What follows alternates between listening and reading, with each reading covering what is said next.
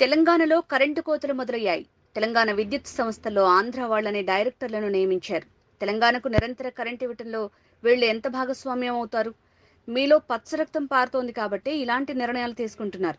తెలంగాణ అసెంబ్లీకి ఆంధ్ర అడ్వైజర్ ఎందుకు అని ఎమ్మెల్సీ కవిత అన్నారు. విద్యుత్ సంస్థలు దాని పర్యవసానం ఏం జరుగుతుంది? ఇలా హైదరాబాద్ లో గచ్చిబౌలిలో బంజారాస్లో 4 గంటలు కరెంట్ పోతుంది. ఏదైతే ఇండస్ట్రీస్ కోసం పార్కులు పెట్టినామో అందులో 3 గంటలు కరెంట్ పోతుంది. ఇక రైతులను అయితే పట్టించుకున్న నాదులు లేదు, ఎప్పుడు కరెంట్ వస్తుందో ఎప్పుడు పోతుందో తెలియనటువంటి పరిస్థితి ఉన్నది. మీరు మొత్తం ఆంధ్రలో నేను 3 పేర్లు చదువుతాయి ఖచ్చితంగా. 4 ఎస్పీడిఎస్సిలో మీరు డైరెక్టర్లు పెట్టుకుంటే అలా నందకుమార్ అంటే ఆయన, నరసింహులు గారు అంటే ఆయన, సుధా మాధురి అనేటటువంటి మేడము, వీళ్ళందరినీ కూడా మీరు డైరెక్టర్లు వేసుకున్నారు.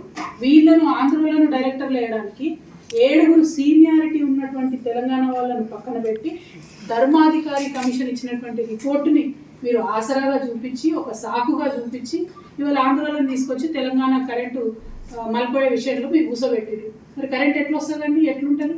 తెలంగాణ ప్రయోజనాల మీద వాళ్ళకి ఏమి ఇంట్రెస్ట్ ఉంటుంది? మహానగరంలో విశ్వనగరం చేద్దాం అనుకున్న దగ్గర 3-4 గంటలు కరెంట్ పోతుందంటే దీని వెనుక ఆంధ్ర కుట్ర లేదా? మీలో ఉన్నటువంటి పచ్చరక్తం మీ చేత ఈ పని చేపిస్తలేదా అనేటటువంటి అంశాన్ని గౌరవ ముఖ్యమంత్రి గారిని నేను ఇవాళ సూటిగా ప్రశ్నిస్తూ ఉన్నాను. సరే, ఇవి ప్రభుత్వ సంస్థలు. ఇక ఇంకా కామెడీ ఏంటంటే ఇప్పుడు ఉన్నటువంటి గౌరవ ముఖ్యమంత్రి గారే అసలు అడ్వైజర్లే ఉండొద్దు అని కోర్టు పోయి కేసులు వేసారు. ఎవరు ఉండొద్దట అడ్వైజర్లు రాష్ట్రంలో, వాళ్ళు వేస్ట్, వాళ్ళేం అడ్వైజర్లు ఇస్తారని చెప్పారు. మరి వాళ్ళ మీరు ప్రభుత్వంలోకి వచ్చినాక ఎంతమందిని అడ్వైజర్గా పెట్టుకున్నారండి? మీరు పొలిటికల్ రీహాబిలిటేషన్ కోసం పెట్టుకున్నటువంటి అంశాలు కాదా? సరే, పొలిటీషియన్స్ని అడ్వైజర్లో పెట్టుకున్నారంటే నాయకులు కాబట్టి వాళ్ళకి అవగాహన ఉంటారు కాబట్టి, ఇప్పుడు మా షబీరాలు ఉన్నాడు, ఇసుంటలను అడ్వైజర్లుగా పెట్టుకుంటే మంచిదే, డెఫినెట్. కానీ అసెంబ్లీలో, తెలంగాణ అసెంబ్లీలో ఆయన ఆంధ్రాయనే అంటారు, మరి ఈయన ఎవరో నాకు తెలియదు, ప్రసన్న కుమార్ గారు, ఈయన అసలు ఎక్కడ కూడా ప్రభుత్వంలో పనిచేయలేదు. జీవిత పర్యంతం ఢిల్లీలో ఎవరో జడ్జి గారి దగ్గర పనిచేసిండారు. మరి ఈయనను తీసుకొచ్చి లేని కొత్త పోస్టును క్రియేట్ చేసి ఇలా అసెంబ్లీలో ప్రసన్న కుమార్ అనేట ఆయనని అడ్వైజర్లో పెట్టుకున్నారు.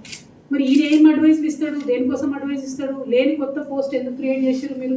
ప్రజాధనాన్ని ఎవరి కోసం వినియోగం చేస్తున్నారు మీరు? అంటే అక్కడ నుండి వచ్చేటటువంటి పచ్చ అంకుల్ డైరెక్షన్లో మరి ఇది నడుస్తున్నారు తెలంగాణ. ఒక్కొక్కటిగా తెలంగాణ అసెంబ్లీని, తెలంగాణ విద్యుత్ సంస్థల్ని అన్నింటినీ కబ్జా పెడదామన్నా పెట్టడం ద్వారా నష్టం ఎవరికి జరుగుతుంది? ఇలా కరెంట్ ఆఫీస్లో 3 ఆంధ్రాలు ఉంటే మనం 3 గంటలు కరెంట్ పోతుంది.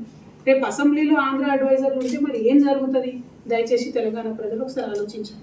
ఇక రేవంత్ రెడ్డి గారు ఇంకా దారుణం ఏంటంటే, వ్యక్తిగతంగా ఓటుకు నోటు కేసు ఆయనది ఏదైతే ఉందో దానిని వాదించినటువంటి లాయర్లు, ఒక మేడం పేరు దేవనా సేగల్, ఇంకో 2 ఆడపిల్లలు ఉన్నారు, అట్లనే తేరా రమాకాంత్ రెడ్డి గారు, అట్లనే ఇంకా ఆయన ప్రభుత్వంలోకి రాకముందు అప్పుడు కేసీఆర్ గారు ప్రభుత్వం చేపట్టినటువంటి ప్రాజెక్టులను ఆపడానికి చచ్చిపోయిన వాళ్ళ పేరు మీద దొంగ కేసులు వేసినటువంటి ఇంకొక వ్యక్తికి, ఇట్లాంటి వాళ్ళందరినీ కూడా సుప్రీంకోర్టులో ఇలా అడ్వకేట్ ఆన్ రికార్డు పెట్టారు.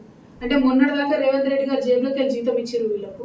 ఇవాళ మన తెలంగాణ బిడ్డల రక్తం, స్వేదం, మనం కట్టే ట్యాక్స్ మన తెలంగాణ ప్రభుత్వ ఖజానా నుంచి ఆయన ఓటుకు నేటు కేసు వాదించిన మొత్తం టీం అంతటి కూడా సుప్రీంకోర్టులో పోయి నింపుకున్నారు. మరి ఇదేం పద్ధతి? ఇదేం న్యాయం? ఎవరు లేదా? కొత్త వాళ్ళు, న్యూట్రల్ ఉండేవాళ్ళు, తెలంగాణ రాష్ట్ర ప్రభుత్వ ప్రయోజనాల కోసం పనిచేసే వాళ్ళు ఎవరు లేరా? మీ ఓటుకు నేటు కేసుని మీ ప్రైవేట్ టీంని తీసుకుపోయి సుప్రీంకోర్టులో పెడితే నిజంగా కాంగ్రెస్ పార్టీలో ఇంతమంది సీనియర్ నాయకులు ఉన్నారు, ఒక్కరు కూడా ప్రశ్నించకపోవడం చాలా దారుణం. ఇది తెలంగాణ ప్రజల యొక్క డబ్బును, సొమ్మును దుర్వినియోగం చేయడం తప్పితే ఇంకొకటి కాదు అని చెప్పి మేము తెలియజేస్తూ, గౌరవ ముఖ్యమంత్రి వర్యులు రేవంత్ రెడ్డి గారు, మీరు చెప్పినటువంటి నీతి వాక్యాలను మీరు పాటిస్తే బాగుంటుంది.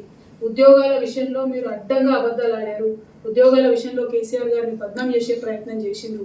ఇప్పుడు మీరు వేసినటువంటి టీఎస్పీఎస్సి నిజంగా మీకు చిత్తశుద్ధి ఉంటే, నిజంగా మీకు అవినీతి మరక అంటొద్దని మీరు అనుకుంటే తక్షణమే మహేందర్ రెడ్డి గారిని తీసేసి ఎంక్వైరీ వేయండి. అవినీతి జరిగింది వాస్తవమా కాదా ప్రజలకు తెలియజేయండి.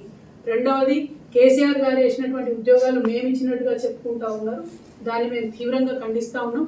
మీరు ఇప్పటివరకు ఇచ్చిన 60 ఉద్యోగాలే, ఇంకా కొత్తగా ఏం ఉద్యోగాలు ఇస్తారో, డిసెంబర్ వరకు ఏం ఉద్యోగాలు ఇస్తారో తెలియజేయవలసిందిగా కోరుతా ఉన్నాం. మూడవది, విద్యుత్ సంస్థలో నియామకం చేసినటువంటి ఆంధ్రోలను తక్షణమే తీసి తెలంగాణ డైరెక్టర్స్ వేయాలని 3వ డిమాండ్ చేస్తూ ఉన్నాం.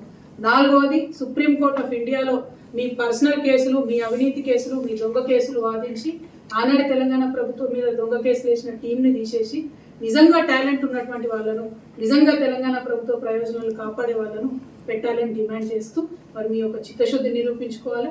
మీరు ఇన్ని రోజులు చేసినటువంటి ఆరోపణలను దాన్నన్నింటినీ కూడా తప్పని నిరూపించే విధంగా ఉన్నటువంటి మీ వ్యవహారాన్ని సరిదిద్దుకోవాలని సూచన చేస్తా ఉన్నాం. Thank you. జై తెలంగాణ. గత 10 ఏళ్లలో